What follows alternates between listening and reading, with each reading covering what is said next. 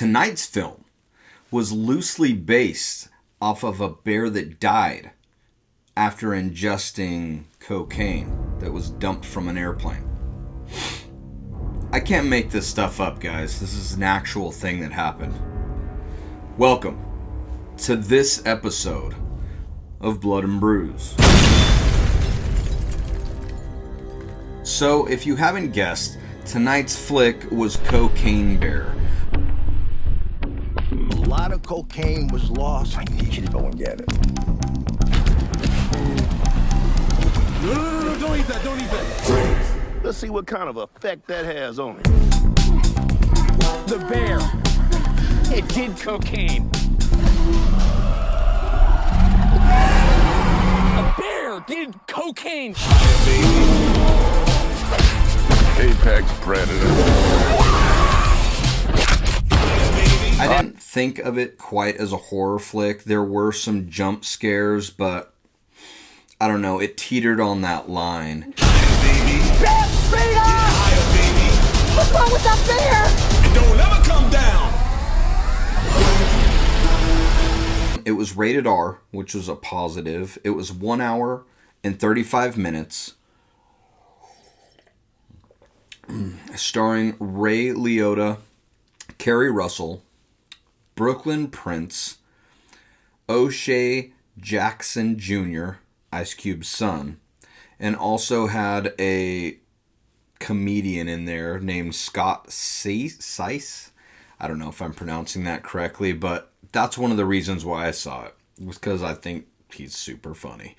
Anyways, there's a lot of good actors in this movie that you will recognize from past movies. But rest in peace to Ray Liotta, because this was one of the last films that he put out before passing.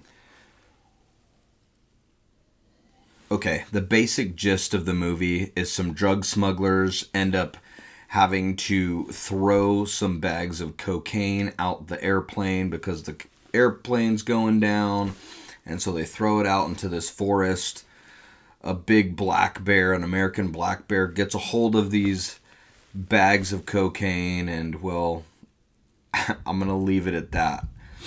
On the gore scale, I would say that it was savage.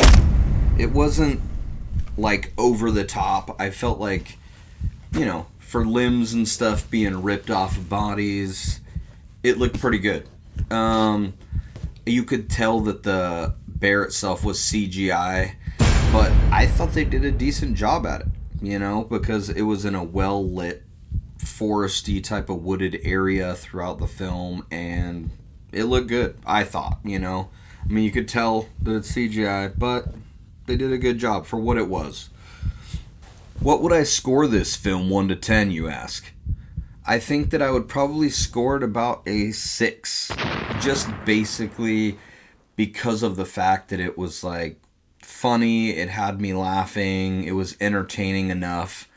It was kind of dragging, but then about 25% of the way through the film, it was it took it up a notch, and then I was invested.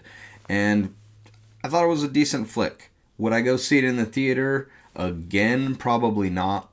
I would recommend maybe waiting till it came out to DVD or Redbox or what have you, streaming services, but if you're a diehard horror movie fan like I am, definitely go check it out in the theater. So, if you've noticed, I'm drinking a darker beer tonight. It's pretty delicious.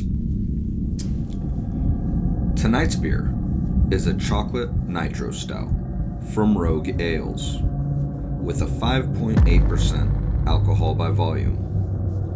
A smooth, creamy, chocolate, nitro-charged treat.